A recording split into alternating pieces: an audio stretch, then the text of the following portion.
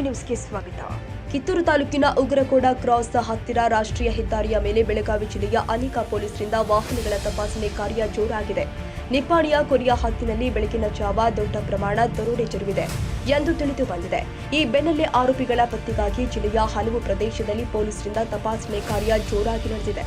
ಇದುವರೆಗೂ ಆರೋಪಿಗಳು ಪತ್ತೆಯಾಗಿಲ್ಲ ಎಂದು ತಿಳಿದು ಬಂದಿದೆ.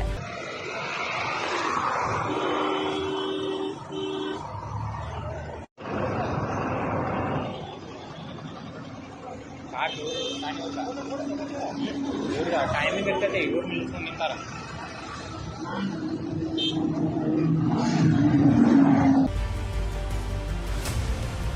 ಕನ್ನಡಿಗರ ಮೆಚ್ಚಿನ ನಿಮ್ಮ ಎಜೆ 24/7 ನ್ಯೂಸ್ ಕನ್ನಡ ವಾಹಿನಿ ಇದೀಗ ಟಿವಿಯಲ್ಲಿ ಲಭ್ಯ.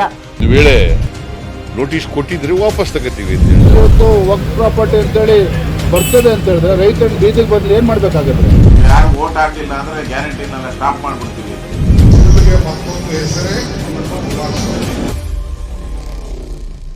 ಕರ್ನಾಟಕ ಮತ್ತು ದೇಶ ವಿದೇಶ 360 ಡಿಗ್ರಿ ಸುದ್ದಿ ಹಾಗೂ ಉತ್ತರ ಕರ್ನಾಟಕ ಬೆಳಗಾವಿ, ಬಾಗಲಕೋಟೆ, ಧಾರವಾಡ, ಹಾವೇರಿ, ಗದಗ, ಬಿಜಾಪುರ ಜಿಲ್ಲೆಯ ಕ್ಷಣ ಕ್ಷಣದ ವಿವರವನ್ನ ಪಡೆಯುವುದಕ್ಕೆ ಎಜೆ 24/7 ನ್ಯೂಸ್ ಕನ್ನಡ ವಾಹಿನಿಯನ್ನ ಲೈಕ್ ಮಾಡಿ, ವಿಡಿಯೋಗಳನ್ನ ಶೇರ್ ಮಾಡಿ, ಕಮೆಂಟ್ ಮಾಡುವ ಮೂಲಕ ನಮ್ಮ ವಾಹಿನಿಗೆ ಸಹಕಾರ ನೀಡಿ ಮತ್ತು ಚಾನೆಲ್ ಅನ್ನ ಸಬ್ಸ್ಕ್ರೈಬ್ ಮಾಡಿ.